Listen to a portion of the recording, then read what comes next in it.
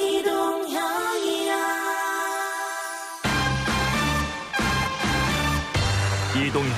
뉴스 정면 승부. 이동형의 뉴스 정면 승부.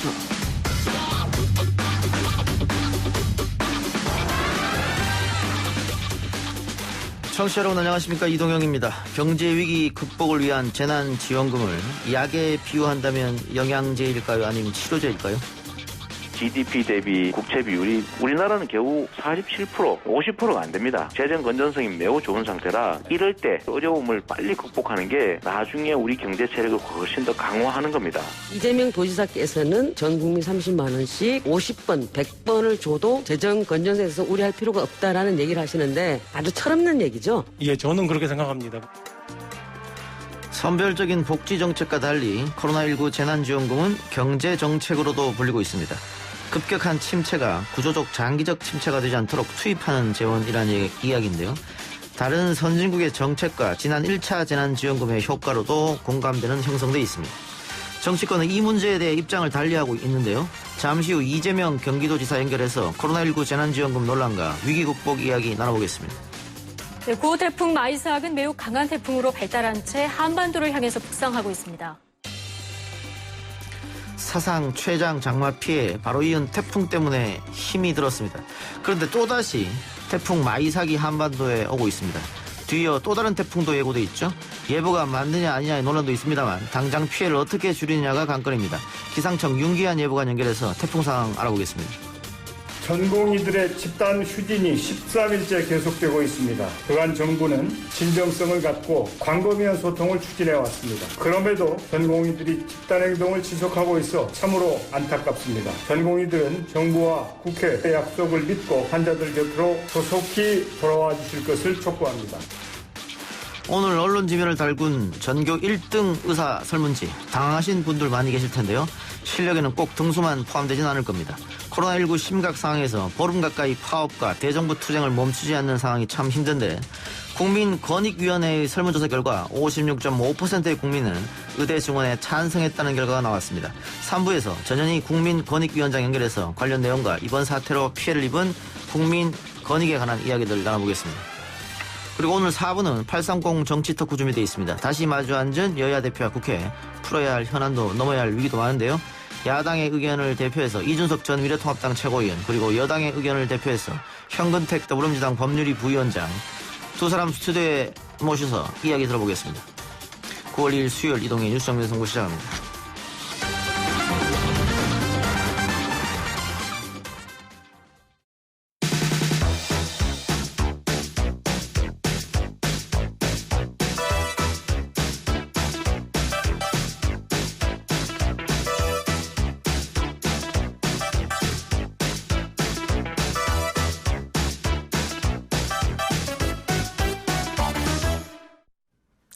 예, 곧바로 이재명 경기도지사 만나보겠습니다. 지사님 나와 계십니까?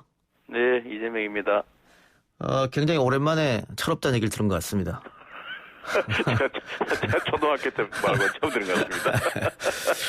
그 기분이 좀 언짢을 수 있을 것 같아요. 그럴 수 있지요. 네. 알겠습니다. 예, 재난지원금 문제는 조금 이따 다시 제가 자세히 여쭤보고요. 일단 경기도 코로나 상황부터 여쭤보죠. 여전히 교회발 감염이 줄지 않고 있는 것 같아요. 네, 지금 8월 15일부터 15일부터 시작됐던 폭증이 지금 그대로 계속 유지되고 있어서 저희 걱정이고요. 또 한편으로는 이제 계속 급증해 나갈 소위 더블링 현상이 생기지 않을까 했는데 다행히 저희 경기도는 70명대 이 정도로 계속 유지하고 있어서요. 그나마 다행이라고 생각하고 저희가 제일 걱정되는 거는 지금 중환자실에 조금씩 문제가 이제 생기고 있습니다. 예. 잘 아시겠지만 특히 사랑제일교회 관련 감염자들의 그 노인 비율이 높아서 이 노인들이 또 중증으로 이제 이환되는 경우가 매우 많습니다. 예. 그러다 보니까 발생자 총 수에 비교해서 이제 중환자실 수요가 많아지는 바람에 그 좀 문제가 생길 여지가 있고요. 다만 이제 일반 병실은 아직도 그래서 계속 확보해 나가고 있어서 큰 문제가 없고 생활치료센터는 절반 정도 아직 여유가 있어서 가정 대기자들이 이제 배정을 받기 위해서 예. 잠깐 가정에 대기하는 경우는 있습니다만 거기는 거의 문제가 아직은 없고요. 지금 또 하나 특이할 만한 사항은 그 제1사랑교회 관련자들은 지금 현재 경기도 같은 경우는 이제 95% 이상 이제 검사가 완료됐고요. 예. 여기가 지금 감염률이 26%라서 정말 위험한 사람들입니다. 그런데 여전히 57명이 남아 있는 상태고요. 그 다음에 광화문 집회 관련자들이 숫자가 엄청나게 많은데 예. 여기는 감염률이 1% 정도 됩니다. 예. 이거 상당히 높은 거죠. 사실 예. 100명 중에 1명이 나오고 있으니까요. 여기는 지금 현재 약 2,000명, 1,978명이 지금 검사를 안 받고 있어서 이분들이 돌아다니면서 막 감염을 시키고 있을 가능성이 높고요. 그래서 좀 빨리 지금 이제 경고 시한은 지났습니다만 지금이라도 빨리 받으면 저희가 조금씩 배려는 해줄 수 있다는 예. 말씀드리고요. 특히 광화문 집회 관련자나 사랑제일교회 관련자분들은 연세가 많으신 분들이 예. 많아서 주변에 다른 동료나 이렇게 옮기면 그분들을 정말 사망에 이르게 할 수도 있다는 점 생각해서 예. 처벌 또는 뭐 구상하겠지만 뭐 그 이전에 좀 인도적 차원에서라도 좀 검사를 받으라고 권하고 싶습니다. 예. 그 서울보다는 경기도가 상황이 낫다고 하더라도 굉장히 위기감을 느끼실 테니까 경기도 공무원들에게 공무 이외의 사람들은 될 수 있으면 만나지 마라 이런 말씀도 하셨고 아까 경고 시한이라고 하셨는데 그게 8월 31일까지 검사를 받지 않으면 고발하겠다 뭐 이런 네. 말씀하신 거 그거 얘기죠? 그렇습니다. 그거 8월 예. 30일까지 저희가 정했고요. 예. 다른 시도에 비해서 사실 이제 경기도는 검사 비율이 이제 85%를 넘고 있어서 그래도 다행입니다. 뭐 다른 데는 40%대밖에 검사를 안 했더라고요. 그런데 경기도는 그래도 85%를 넘어서 15% 정도인데 또 어제하고 또 그저께 검사 받은 분들이 꽤 있으세요. 근데 어쨌든 정말로 이웃들 또 동료들 가족들 생각해서 검사 좀 받아주시면 정말 고맙겠습니다. 네. 처벌 문제는 나중이고요. 네, 네. 현재 고발 대상자들 선별하고 있는 중이고요. 저희가 계속 이런 식으로 불응하는 사람들에 대해서는 반드시 이제 나중에 이분들 때문에 확산이 되는 사람이 확인이 되면 구상 청구할 텐데 제가 겁먹으라고 드리는 말씀이 아니고 10명만 넘어도 관련자 검사 비용, 치료 비용 등등해서 몇 억대가 됩니다. 정말 좀 감안해 주시면 좋겠어요. 알겠습니다. 자, 지사님 뭐 시민 운동 할 때부터 공공 의료기관 만드는 게 있어서는 앞장서서 하셨었는데 네. 최근에 공공 의료기관이 코로나 대응에 최전선에 있고 부족한 부분은 이제 민간 의료기관에 참여 이렇게 되는데 의대 정원 확대, 공공의대 설립에 대해서 반대하면서 의사들이 지금 가운을 벗었거든요. 이 문제 어떻게 보고 계세요? 뭐 전원이 그러고 계신 건 아니고 예. 지금 뭐 일부가 참여하고 있는 상태고요. 근데 저희가 이제 자원봉사 모집했는데 지금 800명이 넘는 분들이 참여해 주실 만큼 이제 의료진들이 우리 사회에 기여하고 또 헌신하는 측면들이 아주 많습니다. 예. 감사하게 생각하고요. 다만 저는 장기적으로 봤을 때 이제 공공의대 설립을 통해서든 뭐 기존 의과대학 정원을 늘리든 약간의 의료 인력을 좀 더 확충할 필요는 있다고 저는 생각하고 예. 또 그 점에 대해서 저는 좀 이렇게 공론을 모아보는 과정이 필요하다고 생각해요. 예. 다만 제가 말씀드리고 싶은 거는 이게 지금 중국을 보면 소위 공산당하고 국민군이 싸우다가 대일전선 그러니까 일본 침략군에 맞서 싸우려고 국공합작도 했잖아요. 예. 서로 죽고 살리는 사이에서도 예. 그런 것도 생각해서 지금 우리 코로나라고 하는 우리 국민들의 생명과 우리 사회에 정말 심각한 위협을 가하고 있는 질병과 싸우는데 좀 싸우는 건 조금 미뤘으면 어떻겠냐. 예. 이 논의 자체를. 엄중한 상황이니까. 네. 예. 근데 이게 지금 10년 후에 벌어질 일이잖아요. 예. 뭐 교육기관 생각하면. 그래서 조금씩 이제 좀 방안을 찾아서 좀 논의도 좀 미루고 좀 일단 당면은 국민들의 안전과 생명에 관한 문제에 좀 집중해 주셨으면 하고 예. 파업하시는 의사분들 또 전공의 그리고 그 학생들한테 우리 국민들을 위해서 잠깐만 좀 참아주시라고 좀 호소드리고 있습니다. 예, 대화로서 풀어야 된다 이런 말씀인 것 같은데 일단 의사를 늘리는 것은 찬성한다고 말씀하셨는데 지금 의료계에서는 그 대한민국 인구가 자꾸 줄어들기 때문에 의사가 모자라지 않는다 이런 입장이고요. 또 하나 네. 예 안철수 대표 같은 경우에는 공공의대 설립하면 돌팔이들을 양산할 것이다 이렇게 비난했단 말이에요. 이건 어떻게 네, 보세요? 옳지 않고요. 예. 네, 공공의대 되면은 수준 낮은 의사 나올 것이다라는 얘기 있을 수 없는 일이고. 예. 이제 우리가 이제 인구가 줄어드니까 의사가 덜 필요하지 않냐 이런 얘기는 현상만 본 것이고요. 예. 당장 생각해 보면 이제 나이들이 많이 이제 평균 연령이 늘어나서 의료 진료 또는 의료 서비스 요구가 커집니다. 뭐 그래서 사실 계속 필요할 것이고요. 예. 수명이 늘어나면 늘어날수록 의료 인력에 대한 수요는 계속 늘어날 것이어서 인구가 정치된다고 해도 저는 확충할 필요가 있다고 생각합니다. 예. 자, 사회적 거리두기 수도권에서 2.5단계로 올린 이후로 가장 피해본 분들이 역시 소상공인들, 자영업자가 아닌가 싶습니다. 다들 네. 너무나 힘들다는 목소리를 내고 있는데 그 지자체 차원에서도 어떻게 좀 지원을 하려는 여러 가지 방안을 강구하고 계시겠죠?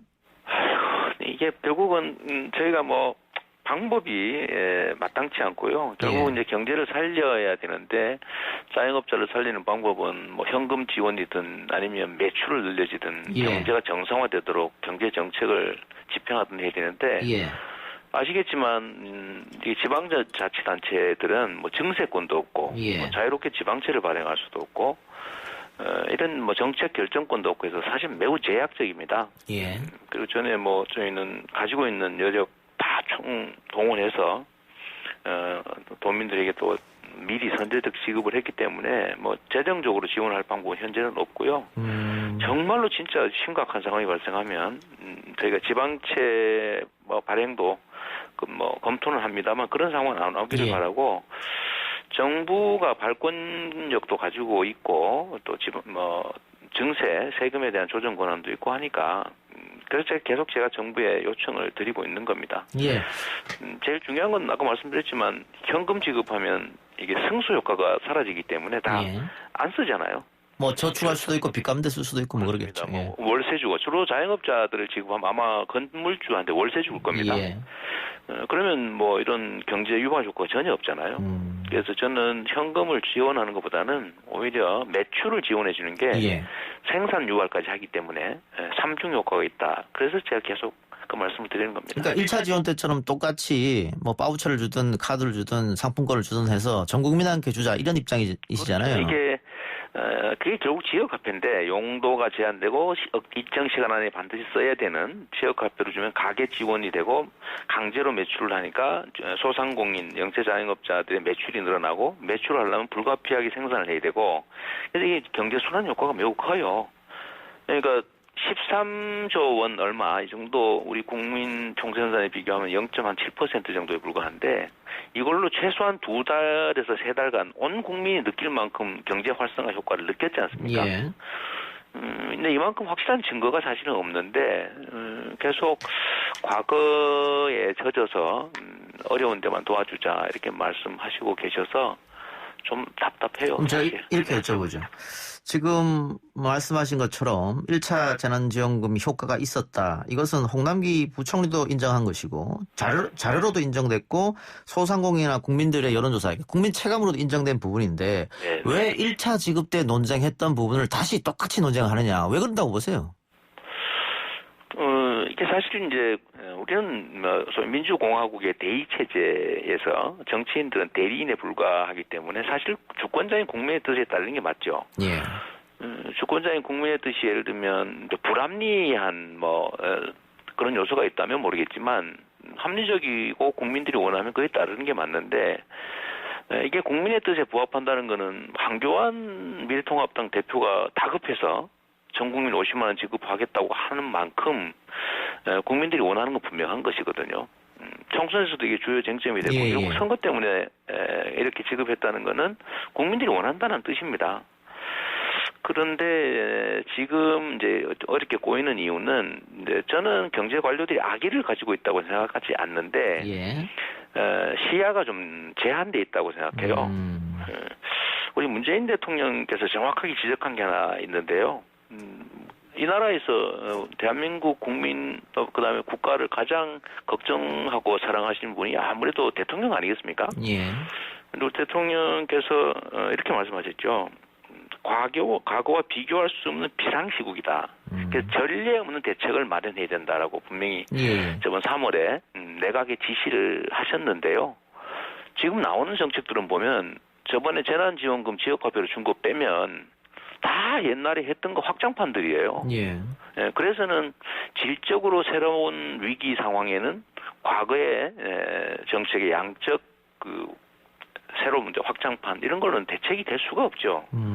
전 세계가 예를 들면 국채 비율 올라가는 거 감수하면서 안 그래도 우리보다 뭐 두세 배 높은 데 다 전 세계가 20-30% 정도 국채 비율 올라가는 거 감수하고 다 국민들한테 소비 쿠폰 또는 수표 현금 지급하잖아요.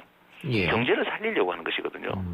과거에는 안 하던 방식이잖아요. 근데 과거에 안 하던 방식을 전 세계가 하고 있는데 우리는 이미 이번 봄에 증명된 그 소액으로 이미 증명된 재난지원금 지급 방식의 경제정책을 왜 이렇게 피하려고 하는지 저는 좀 이해가 안 됩니다.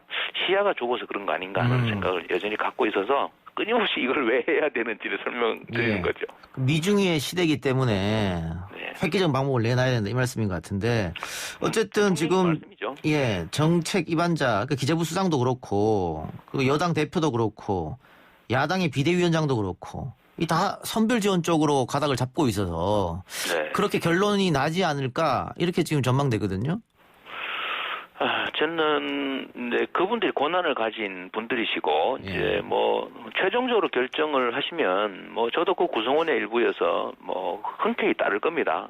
다만 제가 이제 경제 회복의 골든 타임을 놓칠 가능성이 있다. 그리고 어차피 우리한테 무한대의 기회가 있는 게 아니고 이게 지금 가장 위기 상황이기 때문에 절벽과 같은 위기 상황이기 때문에 좀 더 나은 대책을 만들어 보기 위해서 저도 의견을 계속 내는 것이죠.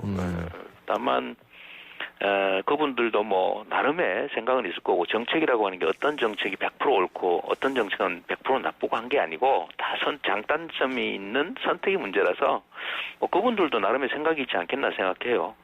그러나 뭐 저는 일단 의견을 내는 단계에서는 저는 뭐 전체에 대해서 보편적 지급이 옳다.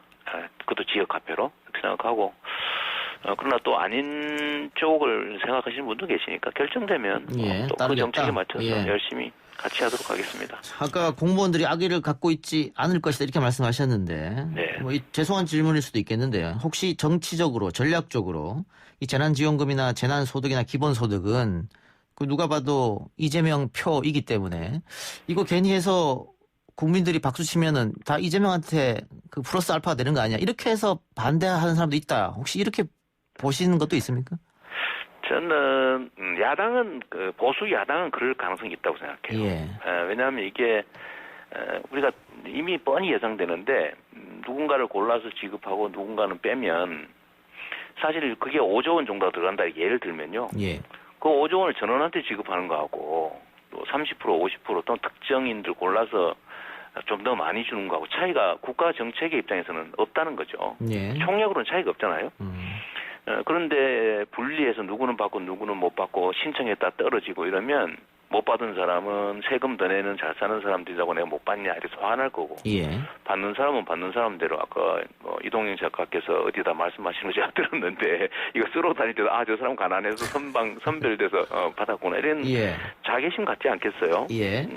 뭐 받는 사람은 기분 서럽고 못 받는 사람은 화나고 그러니까 국민들을 갈등하게 될 테고 결국은 누군가를 원망하게 될 텐데 그게 결국은 문재인 정부의 부담이 되고 당에 대해서 뭐 지지율도 떨어지는 불이익을 입지 않겠냐. 국민적 갈등이 생기면 결국은 여권의 부담이 될 것이다. 그렇죠. 그건 명확한 사실인데 야당이 선의로 하는 얘기는 아닌 것 같아요.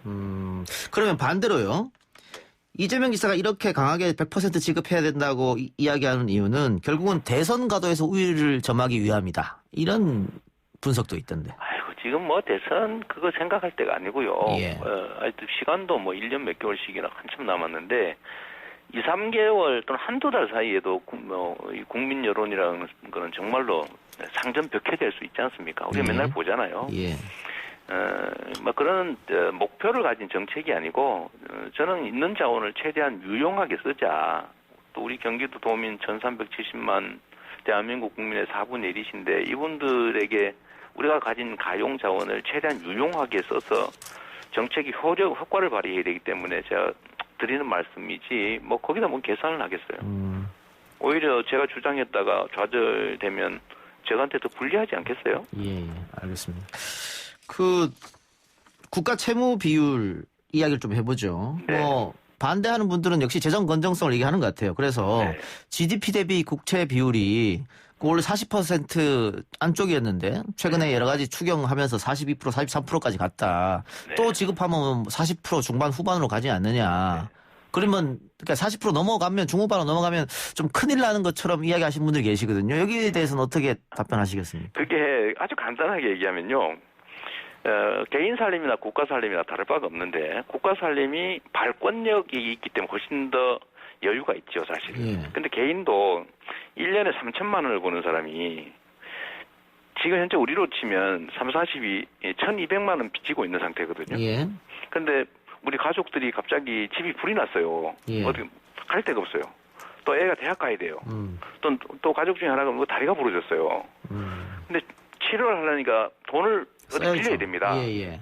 그러니까 이거 빌리지 말자. 우리가 부채 비율이 아하. 1년에 지금 3천만 원 버는데 1,500만 원 넘기면 되겠냐. 예, 예, 예. 이제 200만 원 여유가 있으니 200만 원 가지고 그냥 버텨보고 학교는 뭘 가냐 그냥 검정고시 해라. 예. 뭐 치료는 뭐 받냐 그냥 그 간장이나 바르고 버티자 이런 거하고 똑같아요. 이러다가 나중에 건강 회복해서 훨씬 더 또 공부 더 많이 해서 훨씬 더 나은 직장 갖고 훨씬 더 수입을 많이 올릴 수 있잖아요. 예, 예. 이거하고 똑같습니다. 이 전 세계에서 1억 버는 나라는 예를 들면 1억 2천 보통 그렇게 빚을 지고 있는 상태에서도 1,000만 원, 2천만 원 과감하게 지금 이제 쓰고 있거든요. 예. 위기를 벗어나면 나중에 훨씬 더 이익이니까. 예. 제가 한 가지만 딱 얘기 드려보면요. 지금 1,000만 원하고 10년 후에 1,000만 원이 어떤 게 가치가 크겠어요. 더군다나 우리가 치료비가 없어서 돈을 빌리지 않으면 몸이 망가진다. 건강을 해친다. 또는 공부할 기회를 잃는다. 좋은 직장을 얻을 기회를 잃는다. 이런 위기 상황인데 그 돈 빌리기 싫어가지고 그런 기회를 다 놓치면 어떻게 되겠어요? 예. 지금 1,000만 원 해서 학교도 가고 수술도 하고 집 불났으니까 빨리 좋은 집은 못 구해도 어디 새방이라도 빨리 예. 구해서 살아야지. 그래서 버티다가 다 죽습니다. 네? 지금 너무 그래서 힘드니까 예. 네. 위급 상황이니까 알겠습니다. 예. 부채 비율은 전 세계가 지금 뭐 발권력 없는 나라도요. 참 기축통화 아닌 나라도 예. 전 세계적으로 평균 120, 30%를 넘고 있어요. 예, 예. 근데 우리는 40% 초반대 가지고 40% 후반대 될까봐 이렇게 걱정하고 있잖아요. 예. 그래서 제가 야당한테 이렇게 묻고 싶은 거예요. 진짜로 국가의 미래를 걱정해서 그러면 소위 경제 전문 정당이라고 주장하는 그 보수 야당이 경제가 사는 길을 모를 리가 없다. 지금 예. 같은 경우는 경제 위기가 왔기 때문에 확장적 재정 정책을 예. 대대적으로 시행해서 잠재 성장률을 올려야 된다. 잠재 성장률이 깨지고 없어지는 상황을 막아야 된다. 이거 다 동의할 거거든요. 예. 그런데 자꾸 1,000조 원 넘어간다고 이런 이상한 소리 하고요. 1,000조 원 넘어간들 우리가 국가 총생산이 연간 지금 1,960조, 이제 내년 되면은 뭐 2,000조로 훨씬 넘을 텐데요. 하여튼 2,000조 돼도 1,000조 해봐야 50%밖에 안 되고 외국을 예로 들면 우리나라 경제 규모에서는 이미 2,200조 빚을 지고 있어요. 예. 그런 나라도 뭐 예를 들면 300조씩 들여서 400조씩 들여서 그 재정 지출 추가로 하고 있는데 왜 우리나라만 이렇게 해야 된다고 주장을 하는 건지 이해가 안 되는데 제가 보기엔 발목 잡기라고 생각됩니다. 야당에. 예. 네. 알겠습니다. 근데 그 지금 그 위급한 상황이니까 빚을 내서라도 치료를 해야 된다 이런 말씀하시면서 초반에 나라 살림과 가게 살림이 별반 다르지 않다 이렇게 하셨어요. 네. 근데 오세훈 전 서울시장이 이재명 지사를 향해서 당신 가게 살림이면 그렇게 돈을 쓰겠느냐 이렇게 이야기했단 말이에요. 당연히 그렇게 하죠. 예. 이게 규모를 줄여서 개인 살림이라고 해도 지금 우리가 당장 현금이 없어서 나중에는 다 조달하고 볼 수 있지만 현금이 없어서 가족들이 지금 산에서 굴러 떨어져 가지고 다리 부러지고 집이 불난 상태인데 예. 야 이제 빚지면 안 되니까 저 다리 밑으로 가서 노숙하자. 그 그 뭐 치료를 왜 하냐. 돈 없으니까 그냥 견뎌보자. 이러는 거하고 똑같아요. 예. 이게 불합리한 결정이잖아요. 그리고 연간 뭐 우리가 부채 비율 10%만 하면 200조거든요. 예. 국가 부채 비율이 10%가 올라간다고 해도 200조인데 지금 얼마 썼어요? 그 겨우 100조 좀 넘겨 썼습니다. 그리고 개인한테 지급되는 것은 13조 썼고요. 개인한테 국민한테 지출해서 소비를 늘려야 생산도 늘고 유통도 늘고 그래야 중소기업도 살고 대기업도 살고 그래서 경제가 살잖아요. 순환이 될 거 아닙니까? 공급에 문제가 생긴 게 아니고 수요가 위축돼서 지금 경제 위기가 왔는데 예. 수요를 확장할 수 있는 방법이 뭐예요? 투자를 늘리고 소비를 늘리고 수출을 늘리는 건데 예. 이 중에 정부가 의도적으로 늘릴 수 있는 것은 소비를 늘리는 겁니다. 예. 소비는 결국 가게에 가잖아요. 전 세계가 하고 있는 정책을 우리는 하지 말자 그러면서 전 국민들이 고통받고 경제 망가지게 하는 거 이거 제가 보기에는 발목 잡기 하는 것밖에 안 됩니다. 극도로 이기적이고요. 무책임한 주장이죠. 알겠습니다. 자, 마지막으로요. 2차 긴급재난기금을 지급하는 데에서는 뭐 여야가 생각이 다르지 않은 것 같아요. 다만 선별이냐 전체냐 이 문제 가지고 논쟁할 텐데 그 만일 지급을 하게 되면 추석 전에는 줘야 된다. 이게 대부분 국민들의 생각일 것 같은데 아직 선별이나 전체냐 정해지지 않았으니까 마지막으로 지사님이 좀 설득할 수 있는 이야기를 한마디 해주시고 오늘 인터뷰 마치겠습니다. 말씀은 충분히 드렸던 것 같고요. 예. 이제 결국 이제 부채 비율 또 재정 건전성 얘기를 자꾸 하면서 그걸 이유로 들지 않습니까? 예.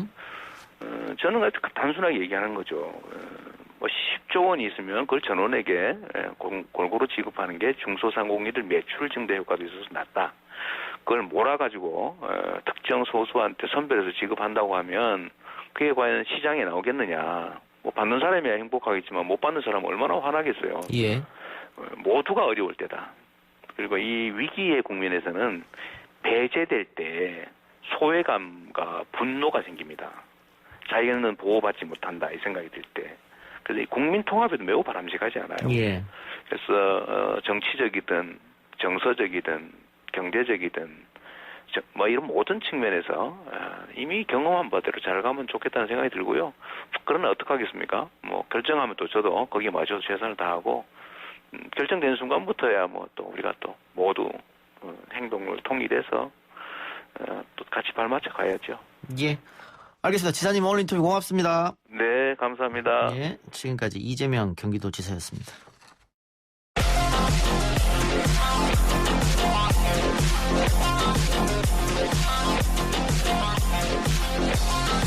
오늘 나온 뉴스들 언박싱에 드는 기자 언박싱. 오늘 아주경제 김태현 기자 나왔습니다. 어서 오십시오. 안녕하십니까, 김태현입니다. 자, 코로나부터 살펴봐야 될 텐데 강남구 한 아파트에서 6명이 확진됐습니다. 소규모 코로나 집단 감염이 나오고 있는 것 같아요. 네, 전국적으로 봐도 이제 교회와 도심 집회 이외에도 뭐 음악학원, 운동시설, 봉사단 등 생활 곳곳에서 크고 작은 집단 감염이 산발적으로 이어지고 있는데요.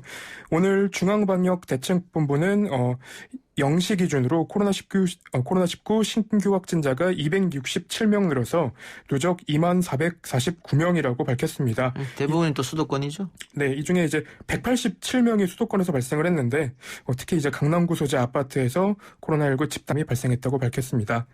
보면은 감염 경로가 서울시에서 감염 경로가 많이 밝혀지고 있는데 성북구 사랑제일교회부터 시작해서 광진구 소재병원 그리고 성북구 요양시설 등이 확인된 상태고 경로가 확인되지 않은 확진자도 19명에 달하는 것으로 알려졌습니다.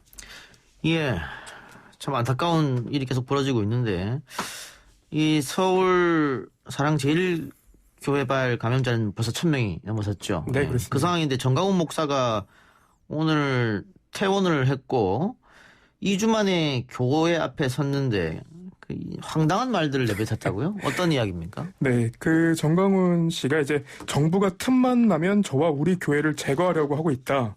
이번엔 코로나19로 모든 것을 우리에게 뒤집어 씌우려고 했으나 국민의 현명한 판단으로 실패했다는 주장도 했고요.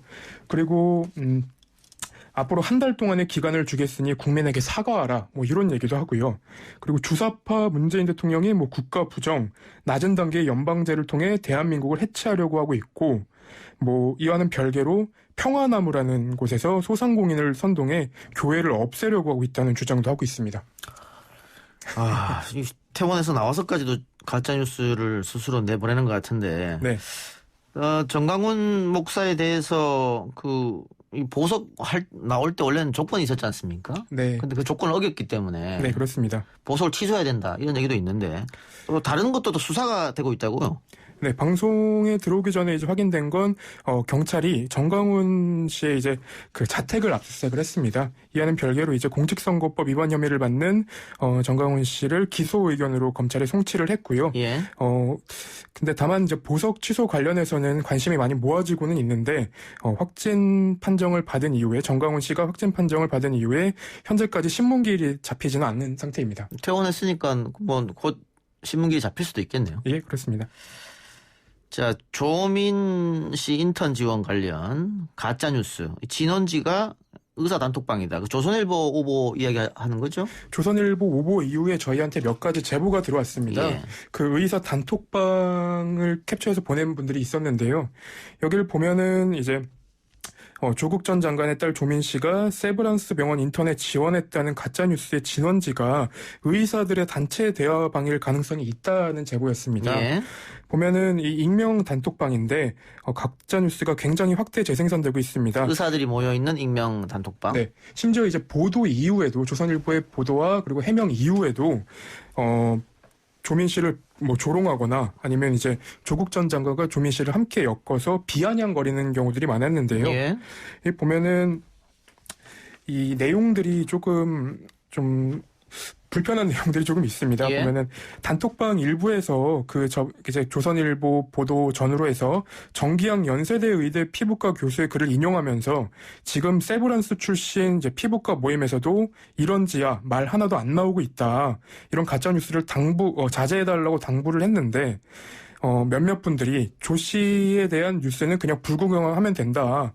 싸워도 조선일보랑 조국이랑 싸우는 거지 우리랑 관계없다. 만약 둘이 싸워서 조국이랑 조민이 망하면 우리는 럭키한 거다. 이런 주장들을 했습니다. 자, 그런데 지금 이 단톡방이 한 3,700여 명 정도 참여하고 있는 것 같고. 네. 그러면 여기서 이 방에서 맨 처음에 그 조민 씨가 연세대 의대를 피부과를 찾아가서 나 여기서 일하고 싶다. 조국 딸이다. 이런 말 했다는 가짜뉴스가 나왔다는 거잖아요. 네, 한 명이 그냥 의혹 제기 형식으로 툭 던집니다. 그래서 조민 씨가 왔다는데 라는 말부터 시작해서 그 다음에 몇 명이 내가 지인한테 확인해봐도 그런 말이 나오고 있다더라. 세브란스 병원 내에서는 전부 다 알고 있다. 이런 취지의 얘기들을 하더라고요. 그럼 조선일보는 이걸 바탕으로 기사 쓴 겁니까? 그래서 저희도 그렇게 의심을 하고 있습니다. 왜냐하면 이 단톡방과 그리고 의사들이 모여있는 커뮤니티부터 해가지고 몇몇 군데가 최초 이제 진원지라고 가능성이 제기가 되고 있는데 지금 저희가 확인한 거는 여기가 최초였습니다. 그 연세대 피부과 의사들은 피부과 관련된 모든 의사들은 그런 얘기를 한 적이 없다고 밝혔잖아요. 네, 전부 다 그렇게 밝혔습니다. 그럼 조선일보는 확인은 누구한테 한 겁니까? 기사 내용 보면 연세대 관계자라고만 이렇게 나와 있던데. 네, 그 해명한 내용을 보면은 2차 이제 증언을 듣고 했다고 하더라고요. 그래서 예. 보면 2차 증언이라고 하면 요런 단톡방을 얘기하는 것 같습니다. 그럼 가짜 뉴스가 단톡방에서 나오고 이걸 본 다른 의사들이 얘기한 걸 듣고 썼단 말이에요? 예, 그렇게 보입니다. 근데 이분들이 자신들은 처벌을 안 받을 거라고 생각을 하시는 것 같은데 예. 이게 처벌 대상입니다. SNS를 통해서 확인되지 않은 이야기를 사실인 것처럼 공표해서 타인의 명예를 훼손할 경우에는 7년 이하의 징역 5천만 원 이하의 벌금에 처해질 수 있습니다. 예, 알겠습니다. 자, 의사 얘기가 나왔으니까 어제입니까? 오늘입니까? 오늘 굉장히 논란이 된 것 같은데 대한의사협회 산하 기관이죠. 의료정책연구소가 SNS에 공공의대와 기존 의대 출신 의사를 비교하는 홍보물을 올렸는데 문매를 맞았어요? 네. 역풍을 불러일으켰죠. 어떤 내용이었어요? 네, 의사 파업을 반대하시는 분들만 풀어보라면서 올린 글이었는데요. 여기 보면은 당신의 생사를 판가름질 중요한 진단을 받아야 할 때 의사를 고를 수 있다면 둘 중 누구를 선택하겠냐? 예. 매년 전교 1등을 놓치지 않기 위해 학창시절 공부에 매진한 의사. 이번은 성적은 한참 모자르지만 그래도 의사가 되고 싶어 추천제로 입학한 공공의대 의사라고 얘기하면서 정부의 정책을 이제 비판을 했습니다. 어젠가 엊그제 방송 저희도 얘기했습니다만은 요즘엔 과거에는 뭐 공부 잘하는 친구들이 공대도 가고 뭐 여러 가지로 갔습니다만 최근에는 가장 잘하는 사람들이 의대로 많이 가잖아요. 네, 그렇습니다. 그러다 보니까 대한민국에서 최고 좋은 의대라는 곳하고 또 그렇지 않은 뭐 지방에 있는 의대하고 수능 점수 차이 그렇게 크지 않습니다. 그렇게 크지 않고 추천제로 입학한 공공의대 의사 추천제가 아니라고 보건복지부하고 정부에서 계속 얘기했음에도 불구하고 이렇게 어떻게 보면 가짜뉴스 선동하는 거네요. 그 의사들 단톡방에서도 이런 얘기가 나오는데요. 사실 그 조민 씨를 겨냥한 게 아닌가 싶은 생각이 듭니다. 왜냐하면 조민 씨를 위해서 공공의대를 만드는 거다라는 가짜뉴스도 돌고 있더라고요. 그 단톡방에서는. 이게 어떻게 보면 1등을 놓치지 않기 위해 학창시절 공부에 매진한 의사 2번 성적은 한참 모자라지만 그래도 의사가 돼버 추천제로 입학한 공공의대 의사 이렇게 질문지를 2개 주고 고르라라 했던 거는 네. 선민의식 같은 것도 있는 모양이네요. 네. 우리는 공부를 열심히 해서 이렇게 의사가 됐으니까 좀 우리를 알아봐 달라 하고 좀 우리에게 뭔가 대가를 달라 뭐 이런 얘기일 수도 있을 것 같아요. 그 댓글에 보면은 그래서 요거를 비판하는 또 질문지를 올리신 분이 계셨는데요. 그 1번부터 5번까지 또 만들어 놓으셨습니다. 좀 읽어보면 매년 전교 1등을 하고 성폭행했지만 의사 면허가 유지된 의사, 그리고 매년 전교 1등을 했지만 의료사고를 숨기는 의사, 매년 전교 1등을 했지만 대리 시술을 시키는 의사, 이 세 가지 전부 다 의사와 관련한 이제 법적 이슈나 문제가 됐던 사안들이었고요. 그리고 뭐 4번은 성적은 모자르지만 사람 생명을 소중히 여기는 의사, 성적은 모자르지만 최선을 다해 사람을 살리는 의사라는 이제 선택지를 올려놓고 의사들의 선민의식을 비판하는 분들 계셨습니다. 네티즌들이 그럼 대한의사협회에서 내놓은 홍보물을 패러디해서 다시 비판하는 그런 내용이네요. 네, 알겠습니다. 예. 의사들의 생각과는 달리 여론이 굉장히 안 좋은 것 같은데 의사협회에서 잘못된 홍보물을 올려서 다시 한번 여론의 문매를 맞은 그런 상황이고요. 추미애 법무부 장관 흔들기가 이어지고 있다. 이런 내용은 어떤 내용입니까? 그 신원식 미래통합당 의원이 어제 이어서 오늘도 법무부 장관, 추미애 법무부 장관 아들 서모 씨의 병가 연장 의혹과 관련해 녹취록을 이제 내놨습니다. 예. 보면은 당시 추미애 의원 보좌관으로부터 전화가 왔다라는 내용인데요. 이 당시에 그 지원장교였던 분과 같이 통화를 해서 그런 얘기를 들었다는 겁니다. 근데 여기에 조금 함정이 있는데요. 그 보면은 그 장교분이 그 당시에 추미애 장관, 그러니까 그 당시에 추미애 의원의 보좌관과 통화한 녹취록이 공개가 된 게 아니라요. 예. 그 신원식 의원의 보좌관과 대화한 녹취록이 공개가 된 겁니다. 그러니까 이 녹취록에 따르면 이 녹취록에서는 그 당시에 추미애 의원의 뭐 보좌관이 전화를 한 적이 있지요라는 질문들이 계속 나와요. 그러니까 이분은 뭐 그런 대답을 했을 뿐이고 이분이 뭐 명백하게 추미애 장관 뭐 추미애 의원의 보좌관이 전화를 했다거나 아니면 그런 녹취 파일을 갖고 있다거나 한 내용은 아니었습니다. 그럼 녹취 공개 이렇게 타이틀 달면 안 되겠네요. 그렇습니다. 자기 보좌관이 한 내용의 녹취를 공개한 거니까 그건 자기 주장만 되풀이한 겁니다. 예. 근데 이 건에 대해서는 지금 수사를 하고 있지 않나요? 네, 수사도 진행이 되고 있고요. 동부지검에서는 이런 진술을 받은 적이 없다고 얘기를 했고요. 그리고 심지어 어제 국방장관도 면담 일지에서는 그 휴가를 제대로 쓴 게 확인이 됐고 우리가 행정 처리가 미흡했다고 밝히기도 했습니다. 예. 이 검찰이 조사를 하고 있는데 어쨌든 뭐 국회 내에서 계속해서 이런 질문이 오고 가는 것 같아요. 국보법 위반 1호 판사로서 화제가 됐었죠. 이형구 대법관 후보자. 인사청문회가 있었죠. 예, 오늘 인사청문회가 있었습니다. 그 편향성 문제를 가지고 여러 질의들이 나왔는데요. 이날 이용구 대법관 후보자는 여기 정면 돌파를 했습니다. 보면은 제가 국가보안법 위반 전력 때문에 우려하는 분들이 있는 걸 알고 있다라고 얘기하시면서 저는 이런 경험으로 오히려 근로자나 사회적 약자의 삶과 사회 현상을 더 잘 이해하게 됐다. 그리고 대학 생활을 하던 때가 1.12 쿠데타와 5.18 광주 민주화 운동 직후로 암울한 시기였다면서 저는 군사 독재에 저항하는 학생 운동에 참여했다고 얘기를 했습니다. 아니 뭐 국보법 위반한 거 가지고 이걸 따지는 청문위원들이 있었습니까? 네, 질의를 했습니다. 그 국보법 위반 관련해 가지고 어떤 성향을 어떤 견해를 갖고 있냐, 지금도 그때와 같은 생각을 하고 있냐라는 그건 그럴 수 있죠. 예, 질의가 나왔는데요. 예. 그 부분에 대해서도 정면 돌파를 하고 나왔습니다. 정면 돌파했다. 그렇게 보면 되겠군요. 나는 잘못이 없다. 오히려 떳떳하다 이 말이군요. 네. 알겠습니다. 오늘 기자 언박싱 여기까지 하죠. 지금까지 아주경제 김태현 기자였습니다. 수고했습니다. 감사합니다. 아 글쎄 안 들려 들을 뉴스 없어 아무 뉴스도 귀에 들어오지 않아 듣고 또 들어도 들을 뉴스 없어 만든 게 2%야 이동영의 뉴스 정면 승부 YTN라디오 이동의 뉴스 정면승부 3부 시작합니다. 의대 정원학대 등 정부의 4대 의료 정책을 놓고 정부와 의료계 간 갈등이 계속되는 가운데 국민권익위원회가 이번 정부 의료정책 관련 국민 설문조사 결과를 발표했습니다. 조사 결과에 따르면 응답자의 절반 이상이 정부의 정책 방향에 동의한 것으로 나왔는데요. 국민권익위원회 전현희 위원장 연결해서 자세한 이야기 나눠보겠습니다. 위원장님. 네, 안녕하세요. 예, 위원장님도 의사 출신이시죠? 네, 치과의사 출신입니다. 예, 최근 정부와 의료계 갈등 어떻게 보고 계십니까? 네, 걱정이 많습니다. 예. 지금 코로나 재확산으로 국민들 불안도 가중되고 또 일선에서 의료 공백이 나타나고 있기 때문에 예. 국민들도 걱정하시고 저도 굉장히 걱정을 많이 하고 있습니다.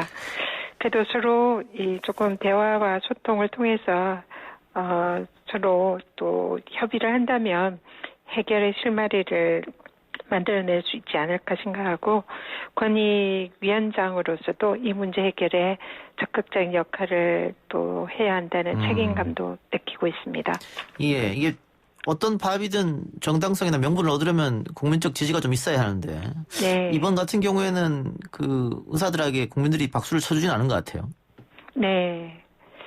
일단 코로나 상황에서 가장 또 국민들의 생명과 건강을 책임지고 있는 분들께서 또 이런 지금 사업이라는 형태로 하고 있기 때문에 우려가 그만큼 예. 크고요. 또 그렇지만 또 의사 선생님들이 그렇게밖에 또 할 수 없는 그런 또 고충과 어려움도 있다고 생각합니다. 그래서 그런 부분도 귀를 기울일 필요는 있다 생각을 합니다. 예. 게다가 또 오늘 의사협회가 만든 홍보물이 논란이 되고 있습니다. 여론전을 위해서 이런 거 만드는 것 같은데 어쨌든 이게 뭐 선민의식이 좀 작용한 것 아니냐 이런 이야기도 있고 추천제로 입학하는 공공의대가 아니라고 정부에서 밝혔는데도 추천제다 이렇게 해서 이 국민들의 지지를 받으려고 노력을 하는 것 같습니다만 이게 정부적 판단이 좀 안 된 것 같아요. 네, 그 부분 좀 아쉬운 예. 부분인 것 같습니다. 예, 그래서 모사협회도 뭐 발빠르게 삭제는 하긴 했습니다만은 아직도 여진이 좀 남아 있는 것 같고요. 네. 최근에 권익위원회에서 여론조사 하셨죠? 네, 설문조사를 시행을 예. 했습니다. 그 굉장히 많은 분들이 참여한 걸로 알고 있는데 그 설문조사 어떻게 진행하셨고 결과는 어떻게 나왔는지 좀 알려주시죠.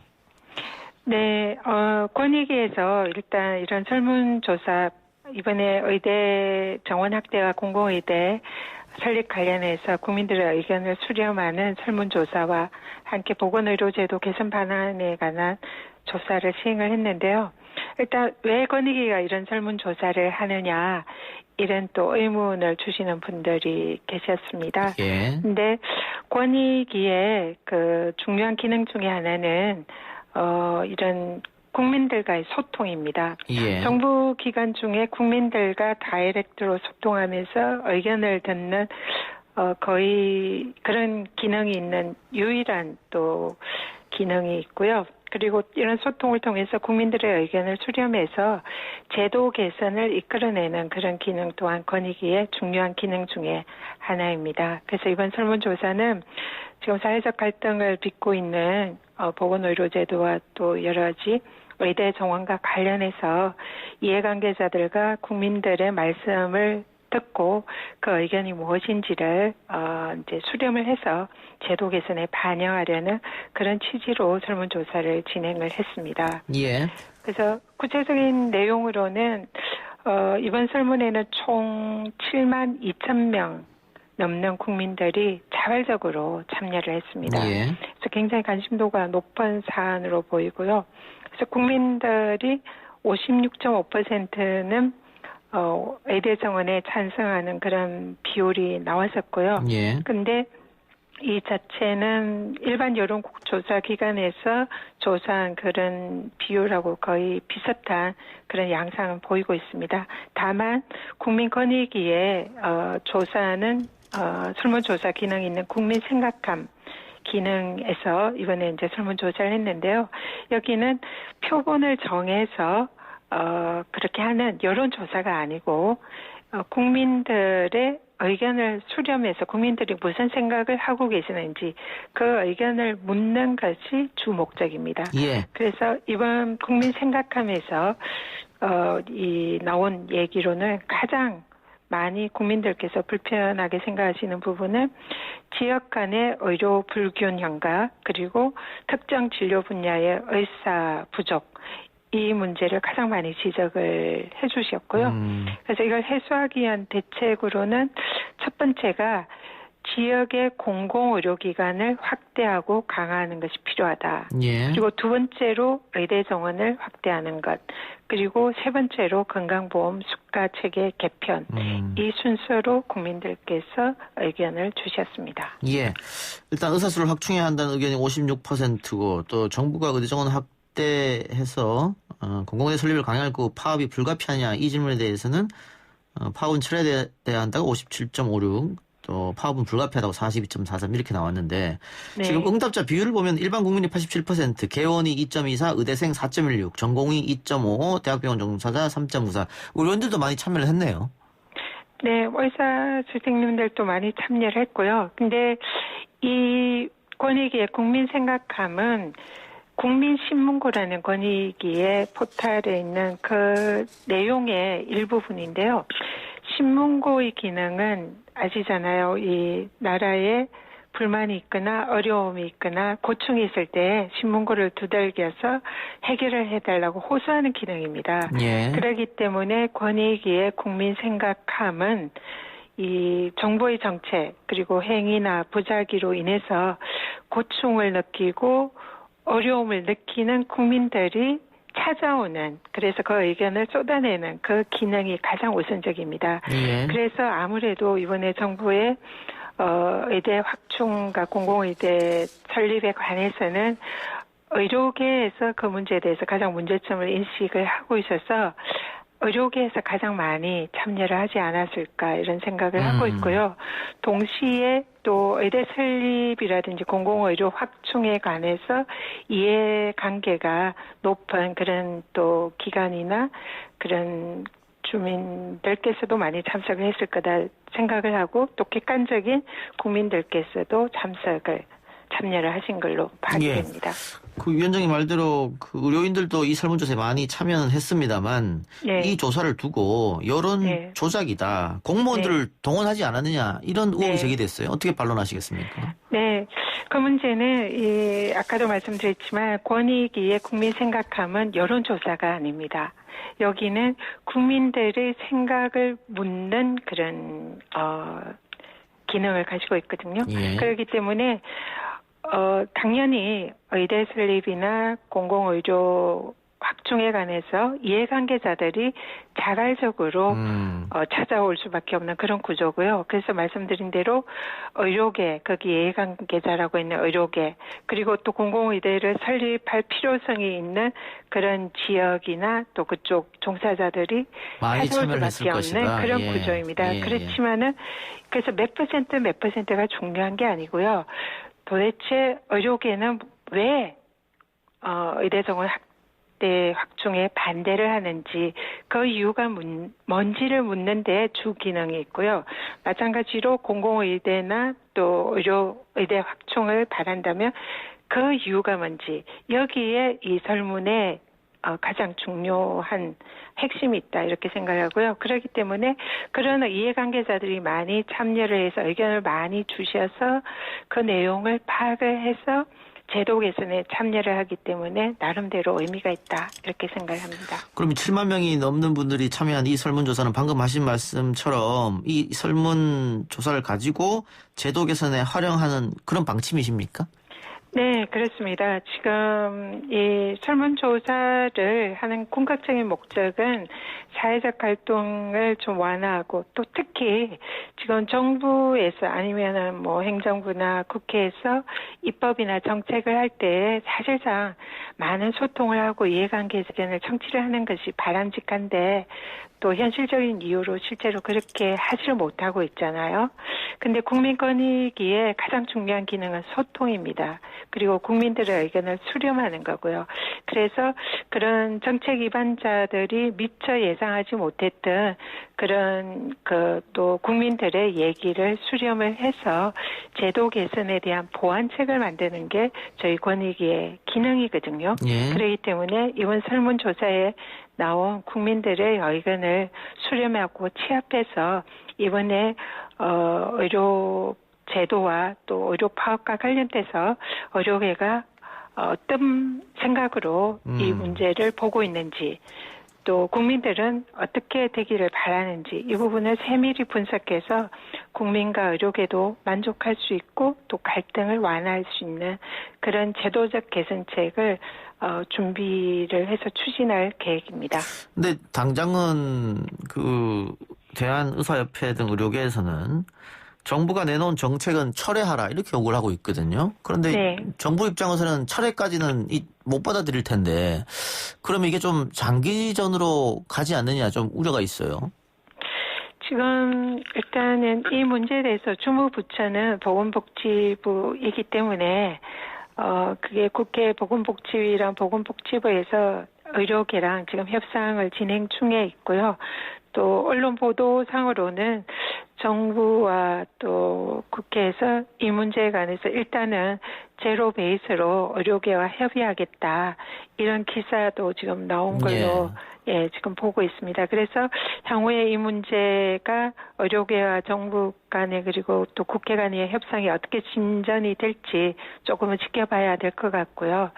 그래서 만약에 갈등이 첨예하고 또 파업이나 이런 또 정책 추진이 또 서로가 갈등을 해소할 수 없는 그런 지점에 이른다면은 이 문제에 대해서도 보건의료제도 개선안과 또 의료계의 또 얘기, 또 국민들의 얘기를 수렴을 해서 이런 갈등 조정에도 권익위가 나설 수 있다 이렇게 생각을 합니다. 알겠습니다. 위원장님 오늘 인터뷰 여기까지 하죠. 말씀 고맙습니다. 네, 감사합니다. 지금까지 전현희 국민권익위원회 위원장이었습니다.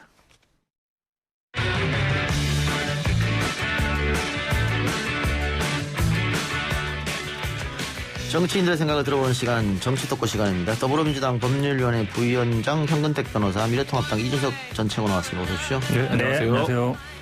어제 기재부가 예산안 발표를 했습니다. 2021년 555조, 올해보다 한 8.5% 정도 오른 그런 금액인데 확장 재정을 폈고 여기에 대해서 나랏빚 걱정이 있다. 정부에서는 코로나와 경제 두 마리 다 잡겠다는 보관인데 어쨌든 발표되자마자 빚을 걱정하는 분들이 많은데 야당에서는 빚 걱정을 많이 하는 것 같아요.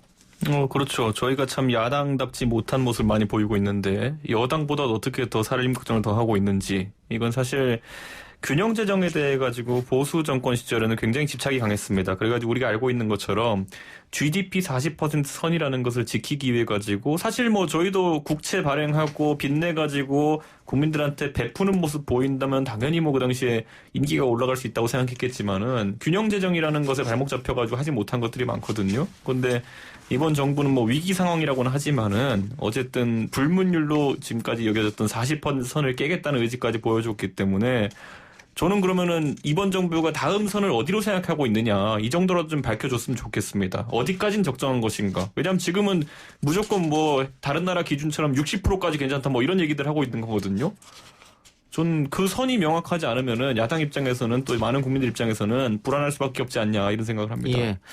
뭐 이렇게 야당은 얘기합니다만 정부 여당은 지금은 거의 뭐 준 전시 상황이나 마찬가지이기 때문에 이렇게 확장 재정을 할 수밖에 없다 이런 입장이죠. 그렇죠. 그러니까 지금 중요한 말씀하셨는데요. 그러니까 뭐 과거에는 사실 40%가 어찌 보면 굉장히 불문율처럼 지켜져 왔어요. 네. 근데 뭐 거기에 특별한 어떤 기준이 있는 건 아니었는데 60%도 아마 이제 EU 기준인 걸로 알고 있는데, 그러니까 사실은 지금은 어쩔 수 없는 불가피한 상황이라고 봅니다. 왜냐하면 뭐 정부가 역할을 하지 않으면 어디에서 뭐 어떻게 할 수 있는 방법이 없어요. 그러니까 지금 야당에서도 어찌 보면 뭐 긴급재난지원금이라든지 이런 건 동의하고 있잖아요. 결국은 뭐 국가 재정으로 할 수밖에 없거든요. 지금 이게 적자 재정이라 그러는데. 예를 들어서 뭐 좀 경제가 좋고 이러면 아마 세금이 좀 들어오고 이럴 텐데 지금 세금을 그렇다고 해서 더 거둘 수도 없거든요. 그러니까 저는 아마 이 코로나 상황이 종식되기 전에는 적자 부채라든지 아니면 지금 아마 올해는 아마 43% 정도인 것 같고 내년 아마 이 예산대로 아마 46% 정도 될 것 같은데요. 물론 선은 뭐 몇 프로라 제시할 수는 없지만 그래도 코로나가 종식되기 전까지는 확장 재정은 불가피하지 않냐라고 보고 있습니다. 마지노선이 40% 얘기 두 분이 동시에 해주셨는데 문재인 대통령이 야당 대표실에도 40% 넘으면 큰일 난다 이런 말씀하셨거든요. 그러면 뭐 내로남불 아니냐 이런 비판도 있을 것 같아요. 자신이 정권 잡으니까는 또 이렇게 말을 뒤집은 거 아니냐.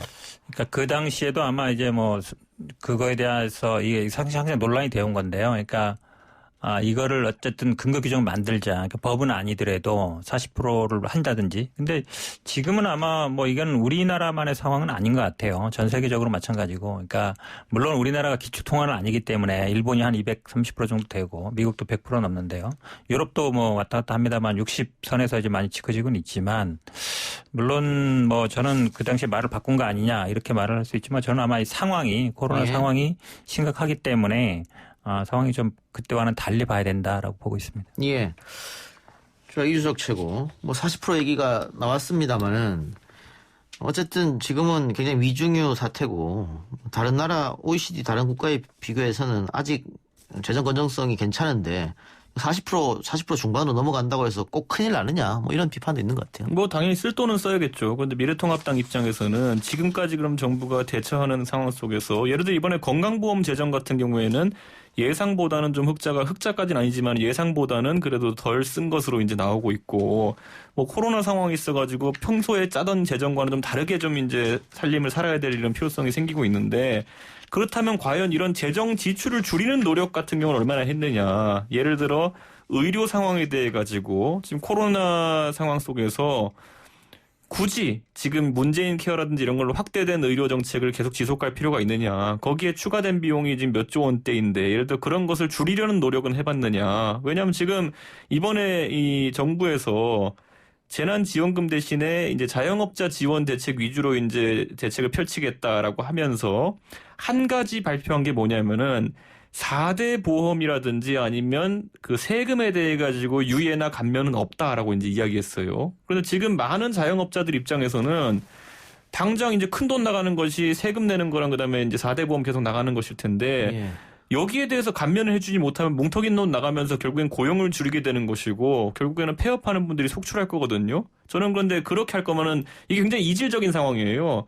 한쪽에서는 4대 보험을 건강보험을 부담하지 못해가지고 폐업하고 고용을 이제 줄이는 상황 속에서 다른 한쪽에서는 문재인 정부가 확장해놓은 의료정책 때문에 OECD 평균보다 훨씬 많이 MRI를 찍고 한의원 가가지고 추나요법 받고 이런 것들 비용을 엄청 지출되고 있거든요. 저는 줄이자면은 우선 지금 약간 확대된 복지정책부터 줄이는 것이 우선이다. 그래야지만 우리 사회에 지금 많은 자영업자들이 고통하고 있는 4대 보험이나 세금 부담을 줄여줄 수 있는 거 아니냐. 뭐 그러니까 이게 박자를 좀 맞췄으면 좋겠어요. 한쪽에서는 좀 펑펑 쓰는 느낌이고 한쪽에서는 계속 쫄라매는 느낌이니까 이게 상실감이나 형평성 문제가 생기는 겁니다.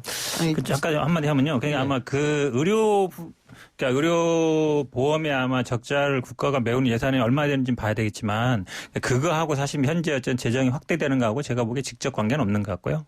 얘기하신 것처럼 근데 아마 지금 세무당국에서도 이게 소득세를 납부하는 건 좀 유예를 시키고 있거든요. 4대 보험은 아니지만. 근데 저는 아마 4대 보험의 부담하고 국가 재정이 늘어나는 것하고 반드시 저는 연동돼 있지는 않은 것 같습니다. 예. 제가 이석 씨한테 여쭤보고 싶은 거는 그 OECD 평균 GDP 대비 부채가 한 110% 정도 되더라고요.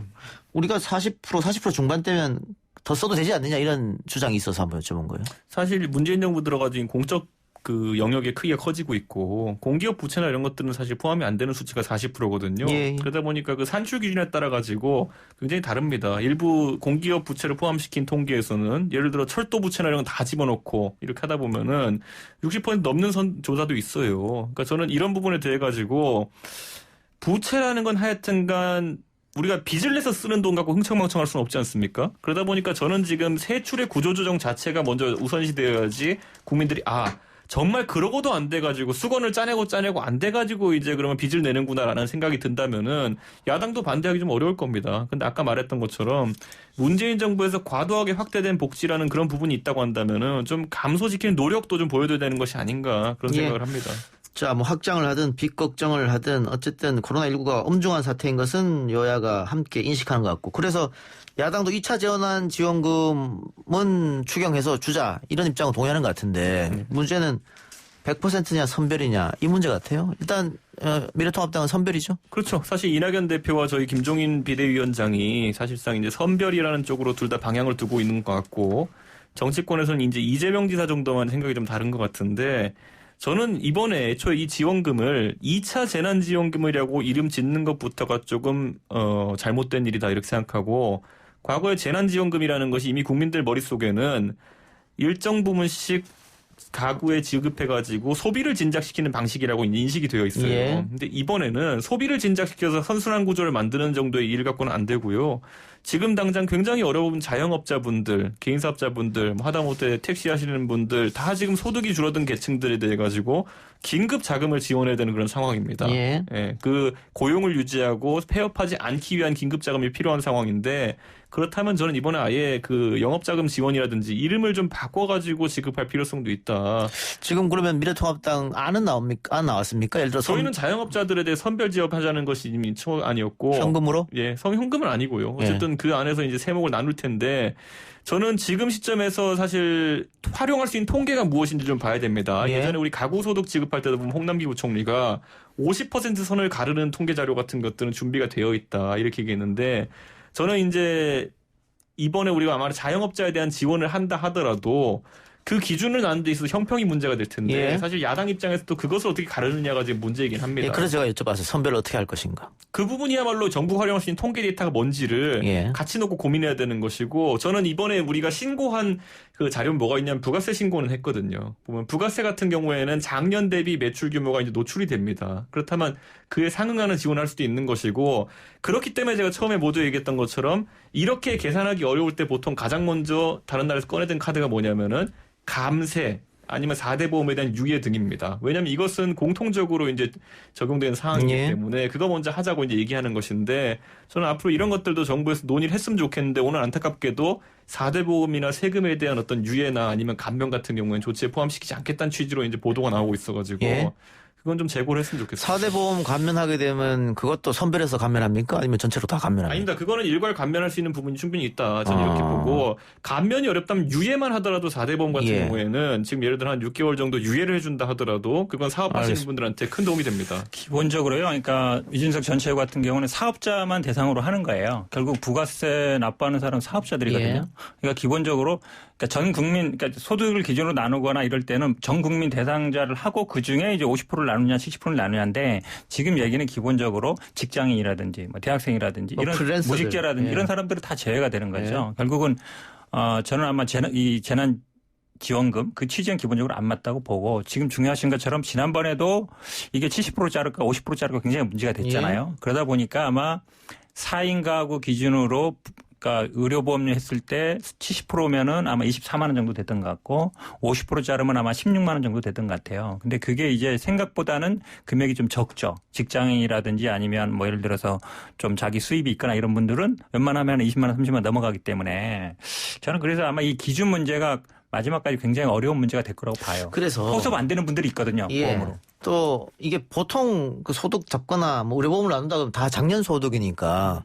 근데 코로나는 1, 2분기인데 1, 2분기 소득을 어떻게 정부에서 그런 안을 마련할 수 있을까를 조금 의문스러워서 제가 질문을 한번 드려봤는데 미래통합당은 선별로 다들 그 중지를 모은 것 같고 민주당은 뭐 이낙연 대표는 선별로 가자고 한 것 같습니다만 국회의원들 모두가 그렇게 정한 건 아닌 것 같아요. 좀 여러 가지 의견이 나온 것 같아요. 그렇죠. 여러 가지 의견이고 사실은 어찌 보면 뭐 저도 개인적으로는 뭐 전 국민 지급이 맞다고 보고요. 여러 의견이 있지만 아마 그래도 이낙연 대표가 처음 됐고 처음 어찌 보면 강력하게 이게 뭐 전당대회 때 주장했고 정부에서도 만약에 홍남기 부총리도 그런 입장이라 그러면 아마 당론은 자연스럽게 선별로 갈 가능성이 많다고 봅니다. 네, 그런데 뭐 강력한 대권 주자 중 한 명인 이재명 지사도 100% 얘기하고 있고 일단 민주당 지지자들은 100% 쪽으로 가는 것 같아요. 그러면 그 민주당 당원이나 지지자들의 말을 또 무시하기도 좀 못할 텐데요. 아무리 당론을 모은다고 하더라도. 원래는 아마 이거는 뭐 중요한 거는 뭐 의원총회 같은 데 정할 것 같은데요. 지금 뭐 최고위원들이라든지 아니면 특히 이낙연 대표라든지 이런 분들이 생각이 많이 반영될 수밖에 없거든요. 그러니까 아마 이게 대표가 돼서 또 처음 하는 거기 때문에 제가 보기엔 뭐 의원들이나 최고위원들도 좀 따라갈 가능성이 많지 않은가. 개인적으로는 그렇게 보고 있습니다. 예, 알겠습니다. 좀 지켜보죠. 미래통합당 당명, 새로운 당면, 국민의힘 정해진 겁니까? 방금 전 여기 스튜디오에 들어오기 직전에 김종인 위원장이 당원들 전체에게 문자를 보냈습니다. 국민의힘 비상대책위원장 김종인입니다. 이렇게 보냈거든요. 그다음에 당명은 이제 오늘 전국위원회 의결로 이제 통과가 되었고, 사실 생소한 당명이고, 이런 식으로 당자가 안 들어가는 이름의 당명은 사실 유럽형 정당명이죠. 아무래도 김종인 위원장이 그런 걸 좀 염두에 둔 것이 아닌가 이런 생각을 합니다. 그 당명이 국민의힘으로 결정 나니까. 그 국민의당 안철수와 결국은 합하려고 이런 당명을 만든 게 아니냐. 그리고 또 주도한 사람이 김수민 의원이니까 이런 이야기 나오더라고요. 뭐 국민자 들어가는 거는요. 원래 김종인 위원장은 2012년에 새누리당 당명할 때도 제가 그때 회의에 배석했을 때 국민자 들어가면 국민당 같은 거 하자고 저한테 말씀하셨어요. 그러니까 그게 지금 와가지고 뭐 갑자기 국민자를 안철수 대표로 의식해서 만들었다. 이렇게 보긴 좀 어렵고요. 이번에 다만 이제 국민의당 쪽에서 국민의힘이란 당명이 이제 확정되었을 때 평상시 같으면 되게 날석에 반응하는 그런 상황이었을 텐데 의외로 굉장히 뭐 신경 쓰지 않는다 또는 일부는 환영한다는 취지로 답을 해가지고 그분들이 확실히 이제 그 보수 쪽으로 가까이 오고 있구나라는 그런 생각을 하게 됩니다. 예. 이낙연 대표가 새롭게 취임 이후에 협치 이야기가 많이 나오고 있습니다. 뭐 이낙연 대표와 김종인 비대위원장의 과거 인연도 새롭게 소개되고 있고 이해찬 전 대표와 김종인 비대위원장은 구원이 있으니까 다들 알다시피 여러 가지 문제가 있어서 대화도 잘 안 됐는데 이번에는 좀 협치가 되지 않겠느냐 이런 전망이 많이 나옵니다. 근데 일단 이제 국민의힘으로 불러야 됩니까? 불러드릴까요? 저도 생소한데 해보십시오. 국민의힘 쪽에서는 상임위원장 다 갖고 간 거 특히 법사위원장은 다시 달라 좀 이러고 있는 것 같아요. 민주당에서 응하기 어려울 것 같은데 이 부분에 대해서는. 그렇죠. 어찌 보면 이게 뭐 몇 달 동안 계속 싸우는 얘기인데요. 그러니까 아마 다시 그거를 그러니까 법사위원장을 다시 재론할지는 몰랐어요. 차라리 그냥 과거 잠정한 11대 7로 가자 뭐 이렇게 아마 명분만 주면 알지 알았는데 지금 다시 꺼내서 이거 법사위원장 줘라. 라고 얘기하는 거라 제가 보기엔 뭐 그 얘기하면 끝이 없는 얘기잖아요. 다 도돌이피 되는 겁니다. 그렇게 되면 사실은 난망하지 않은가라고 보고 있습니다. 그 현실적으로 11대 7을 받으면 어때요? 근데 사실 그 주겠다는 게 뭡니까? 예결위하고 국토위 아닙니까? 예결위 추경에 뒤집어 씌울 수도 있고 국토위 부동산 정책 뒤집어 씌울 수도 있고 본인들이 제일 곤란한 거 지금 두 가지 주겠다는 거 아닙니까? 근데 18대 0으로 해가지고 굉장히 어려웠잖아요. 근데 본인이 또 체결했다는 때는 언제고 지금 와가지고 예결위나 아니면 국토위에서 또 어려운 일들이 많이 생길 것 같으니까 넘기는 모양새가 되면은 야당이 진정성을 좀 느끼기 어려울 수 있는 부분도 있고 저는 법사위가 계속 문제가 됐던 건 뭐냐면은 자 법사위가 원래는 이제 상원 기능을 한다 그래가지고 사람들이 좀 비판했던 부분도 있지만은 이번에 특히 이제 법제사법위원회 중에서 사법위원회가 관리하는 거는 결국에는 준사법기관인 검찰과 공수처에 대한 관리도 포함합니다. 그런데 이번에 검찰 같은 경우에는 많은 국민들이 보듯이 추미애 장관이 굉장한 주도권을 발휘하면서 사실상 행정부의 입김에 많이 작용하는 상태가 됐고 그리고 공수처 같은 경우에 지금 출범하면은 여당이 밀어붙여가지고 여당의 입김을 많이 받는 형태로 출범하게 돼 있는데 저는 그렇다면은 적어도 그것을 견제하는 역할 또는 그것을 관리 감독하는 역할인 법사위 정도는 야당에게 내어줄 수 있는 거 아니냐. 저는 뭐 본인들이 주도해가지고 검찰과 공수처를 사실상 운영하고 장을 임명하고 그다음에 감독도 본인이 법사위를 통해가지고 하겠다 그러면은 이건 셀프 감사 아니겠습니까? 저는 그러니까 한 가지 정도는 야당한테 내줘야 되는데 지금은 이 상황에서 꽁 먹고 알 먹고 다 하고 있습니다. 제가 봤을 때 이랬다가는 꽁이랑 진짜 원수 진짜 제대로 집니다. 제가 보기엔 뭐 계속 같은 말하는 것 같은데 아마 오늘 김종인 의원이 이제 수석 최고위원 됐잖아요. 재보면 1위로 당선돼서. 근데 의미 있는 얘기를 했더라고요. 보니까. 그러니까 법사위 특권을 없애면 전반기는 민주당이 하고 후반기는 미래통합당이 할 수 있다. 얘기할 수 있다. 이게 진전된 거거든요. 지난번에 이제 후반기를 어떻게 할 거냐. 야당한테 줄 거냐 아니면 그때 뭐 집권 여당이 할 거냐. 이거 갖고 싸웠거든요. 예. 저는 진전된 안 정도라면 저는 미래통합당 충분히 받을 수 있는 안인가. 법사위 특권이라는 거는 결국은 이제 체계자구 아. 심사권 폐지하고 그런 걸 없애고 그걸 전제로 저는 뭐 그거는 동의해야 된다고 봐요. 왜냐하면 법사위가 계속 뭐 상원 역할을 할 수는 없는 거니까.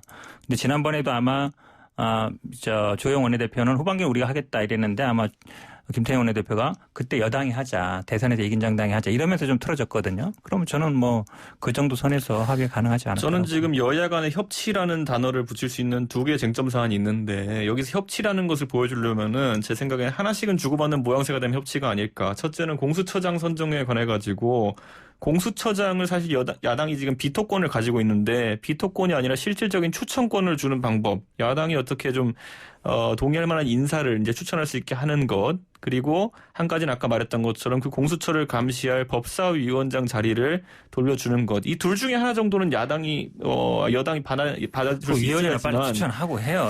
추천도 안 하면서 뭐 자꾸 뭐 같은 얘기 아니 전 그래야지만은 아마 협치라는 있어요. 이름을 붙일 수 있지 않을까. 그런데 아까 이제 진행자께서 이낙연 그 대표가 되면서 협치가 키워드가 될 거라는 취지로 이야기했는데 사실 전 이낙연 그 대표가 대선 주자로서의 행보를 또 해야 되는 것이기 때문에 그 지금까지 21대 국회에서 민주당이 하지 못했던 협치라는 가치를 진짜 보여줄 수 있다 하면 저는 이재명 지사와는 다른 관점에서 대선 주자로서 부각될 수 있는 기회일 거다 이렇게 보거든요. 그렇기 때문에 저는 그 기회를 놓치지 않으시기를.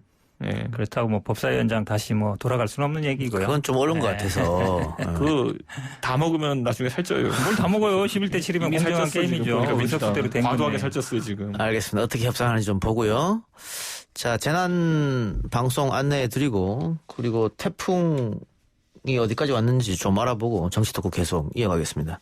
재난 방송 안내해 드립니다. 오늘 저녁 10시를 기해 서울 전 지역 연천, 포천, 고양, 양주, 의정부, 파주, 동두천, 부천, 김포, 광화, 구리, 남양주, 철원, 화천, 춘천, 양구, 인제, 강원 북부 앞바다, 인천, 경기 북부 앞바다, 가평, 하남 등지에 태풍주의보가 발효될 예정입니다. 외출은 가급적 피하시고 뉴스로 기상 상황 확인하시고 문과 창문 등 바람에 대비하시기 바랍니다. 침수 지역과 산간, 계곡 등 위험 지역을 피하시고 대피 공고 시 바로 대피하시기 바랍니다. 차량 안전과 공사장 등 위험 지역을 피하시고 농촌 지역에서는 농작물 및 시설물 피해가 발생하지 않도록 미리 대비하시기 바랍니다. 이상 행정안전부에서 알려드렸습니다. 자, 그리고 기상청 한번 연결해 볼까요? 예. 태풍 소식 알아보겠습니다. 태풍 마이삭이 북상하면서 내일까지 전국에 강한 비바람이 몰아칠 것으로 보여서 피해가 우려되는 상황인데요.